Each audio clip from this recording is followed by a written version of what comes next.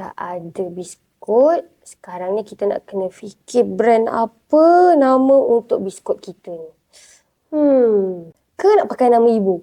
Barulah nampak menghargai resepi ibu kan? Ibu Iza. Iza Cookies. Macam biasa sangat. Kalau sedap, Licious. Iza Licious. Lagi macam pelik sangat pula. Pendek nak. Ibu punya idea, Iza Licious. Sama je macam idea aku tadi. Tanya ayah ke? Rasa kena brainstorm sikit ni kepala otak ni. Susah juga nak cari nama brand ni. Macam mana orang boleh dapat nama jatuh daripada langit? Apa lagi nama biskut-biskut yang orang selalu letak? Iza tu dah okey. Licious tu dah okey. Apa lagi yang boleh letak?